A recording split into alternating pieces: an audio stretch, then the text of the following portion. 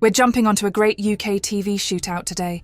An American Republican pretty much wipes the floor with the woke British, who frankly look as if they had just been told that brunch was cancelled for life. Let's set the stage. It's a typical British panel show. One Conservative MP looks like they're seconds away from apologising for their very existence. There's a Labour MP in a pink jacket who is about one poorly timed joke away from self-ignition.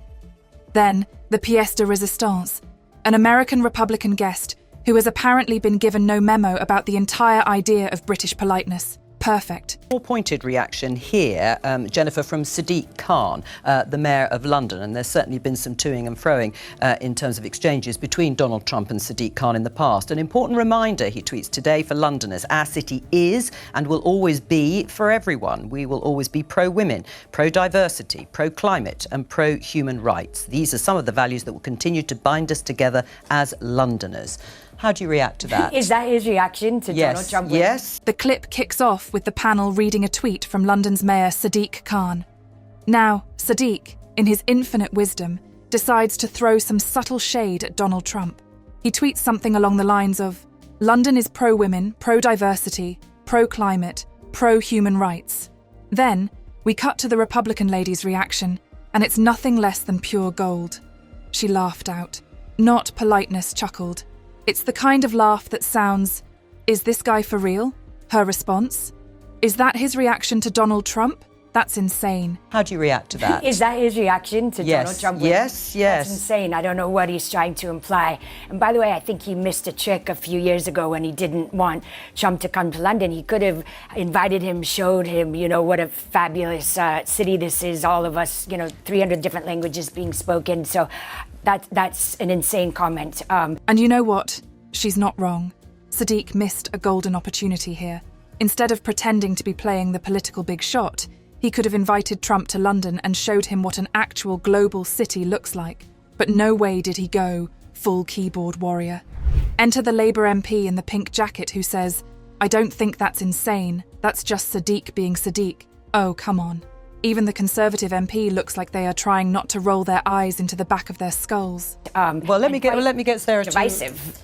I really don't think that's insane. I think that's Sadiq just saying this is London and that's what he represents and that's what he was elected to represent, and he was elected on that mandate. Represents too, that's absolutely fine, but I think you can still have a difference of opinion. He hasn't resorted into insults as you just have there with his comments. So, Well, I was shocked by it. It seemed quite divisive, and that's a very strange reaction. I think if we're going to talk about divisive comments, we can just have a look at Donald Trump's tweet history. Yeah, no, of course. Look, free speech. Oh no, it gets worse. That Labour MP had dividers to hurl at the Republican lady. Divisive. This, coming from the party that's mainly learned the idea of outrage for breakfast, lunch and dinner. Talk about from the pot to the kettle woke. And of course we can't overlook the sly smile of the Republican lady during these exchanges. It is a smile of the kind that says, "I've seen this rodeo before, and trust me, y'all are not even the main event." Well, first of all, I want to compliment Kristen and John Scardino and their entire group. Their ground game in the UK is outstanding. They did so much for Get Out the Vote. I know that. So huge compliments to them. They're wildly organized. The Republican guest also appears, very rare indeed, to have some moment of diplomacy by giving credit. Complimenting Kristen and John Scardino's ground game in the UK. That is very like applauding a British Tea Party for its biscuit selection. Polite, unexpected, but ultimately just a bit out of place in a heated debate. Still, kudos to her for sneaking some positivity into the verbal ravage.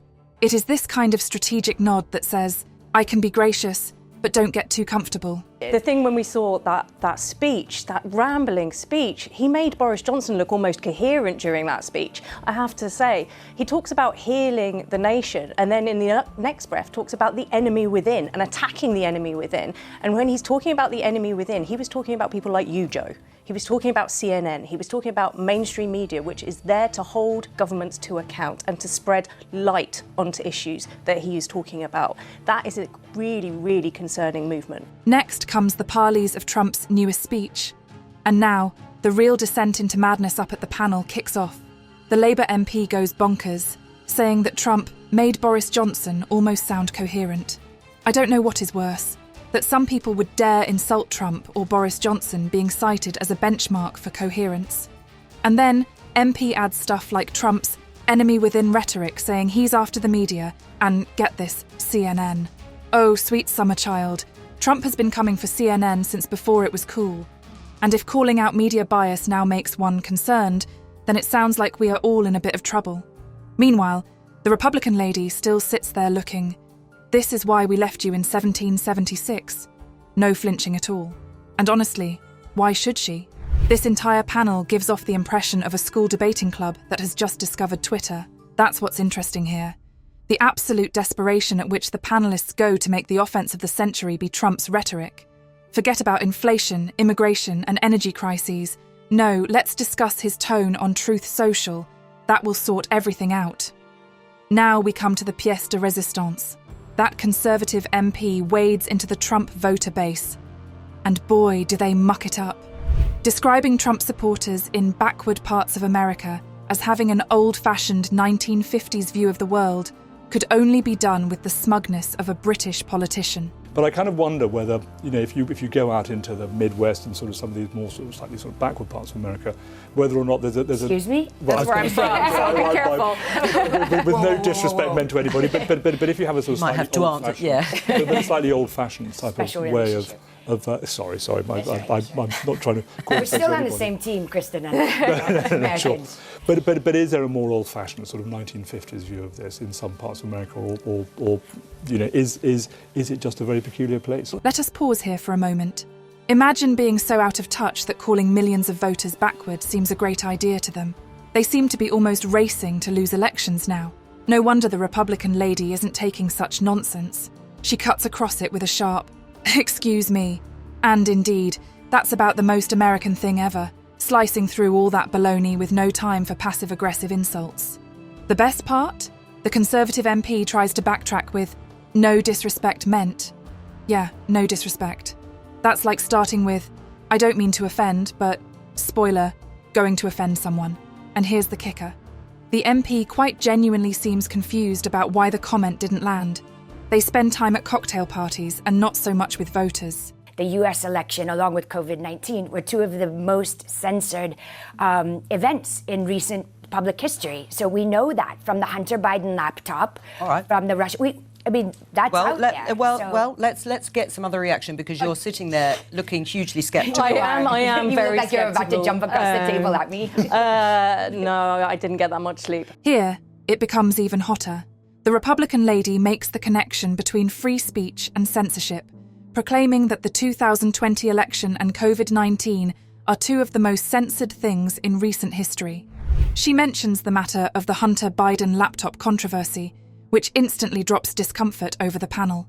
You could almost see the Labour MP clutching her pearls. What is indeed amusing about this time in proceedings is the silence that follows it. For that fleeting moment, it was as if someone had pressed pause on the machine of outrage.